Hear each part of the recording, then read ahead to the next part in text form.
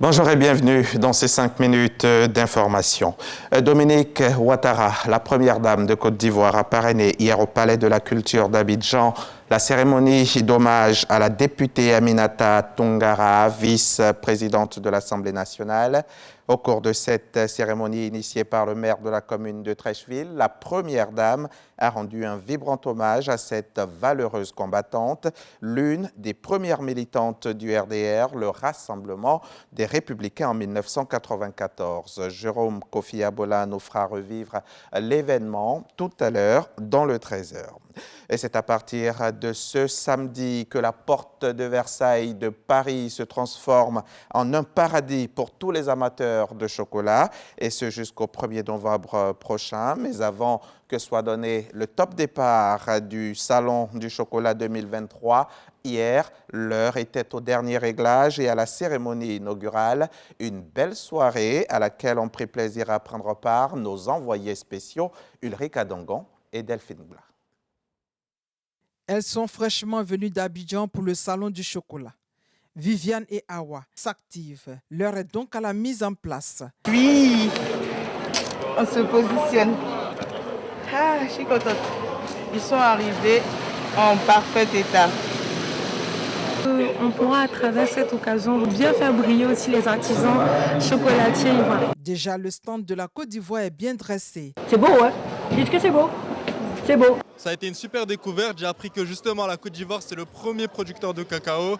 C'est de la super qualité. Le Salon du chocolat est un rendez-vous délicieux mettant en avant le savoir-faire et la création artistique. On colle à l'actualité qu'est la Cannes. Et là, on va faire le lancement coffret des supporters pour la Cannes. 24 heures avant l'ouverture officielle de ce salon, qui coïncide aussi avec la Coupe du monde de rugby ce samedi, donc, il fallait annoncer les couleurs. Soirée inaugurale marquée par un défilé qui fait rêver les amoureux du chocolat.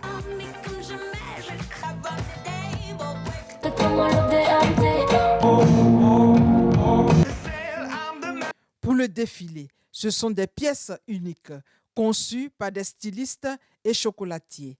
Des robes ornées de magnifiques perles en chocolat. Le top départ du Salon du chocolat est donné.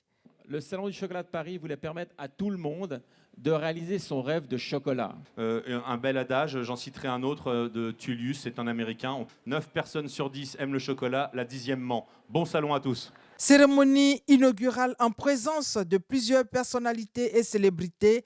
Ensuite, place aux visites des stands pour promouvoir les produits à base de cacao made in Côte d'Ivoire. La Côte d'Ivoire est là avec toute sa filière du cacao et nous sommes heureux que le Conseil Café Cacao ait pu assurer sa présence. C'est toute la Côte d'Ivoire qui est ici présente. C'est le Salon du chocolat, produit fait à base du cacao, dont notre pays est le premier producteur. Là où on parle de Côte d'Ivoire, moi je suis toujours là.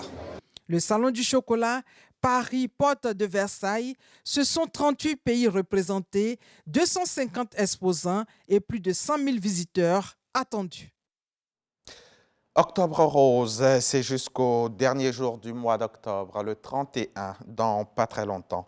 La lutte contre le cancer du sein, c'est bien sûr l'affaire de tous et le secteur privé y joue pleinement son rôle. Le FIRCA, par exemple, le Fonds interprofessionnel pour la recherche et le conseil agricole, vient d'organiser une séance de sensibilisation des acteurs agricoles, une initiative de la coalition des entreprises de Côte d'Ivoire. Les précisions de Lanciné Bakayoko à suivre dans le 13h. La Cour constitutionnelle de RDC a examiné hier vendredi les différentes requêtes introduites contre les candidats à l'élection présidentielle du 20 décembre. La Commission électorale nationale indépendante avait déjà validé les 24 candidatures de ce scrutin jugées cruciales. Il restait 11 requêtes. L'une dirigée contre le président Félix Tshisekedi a été rejetée. Le procureur général soutient que la requête a été déposée hors délai et qu'il ne s'agissait pas d'une affaire sur l'identité des candidats. L'action contre le président a été initiée par le candidat Seth Kikouni. Une autre, visant Moïse Katumbi, connaîtra son verdict le 30 octobre.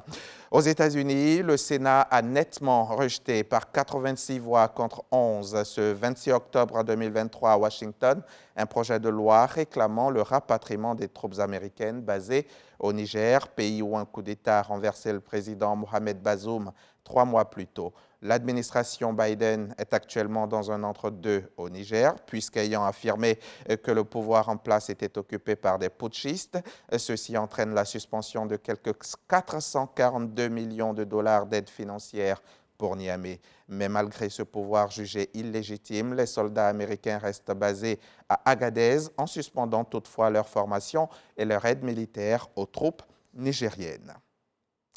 2 semaines après avoir annoncé une probable livraison de munitions à la Russie par la Corée du Nord, Washington déclare cette fois en avoir la confirmation. Dans une déclaration conjointe avec le Japon et la Corée du Sud, les États-Unis indiquent avoir des preuves que le régime nord-coréen a fourni à Moscou 1 millier de conteneurs de munitions à destination du front ukrainien, un transfert évidemment condamné par les États-Unis et ses alliés asiatiques. Le porte-parole du Kremlin, Dmitri Peskov, a déclaré que ces informations sont toutes sans fondement, ajoutant que la Russie continuera à développer ses relations étroites avec la Corée du Nord. On ne sait pas exactement ce que Moscou a accepté de fournir à Pyongyang en échange des munitions. Fin de ce flash, on se retrouve tout à l'heure à 13h pour le point complet de l'actualité.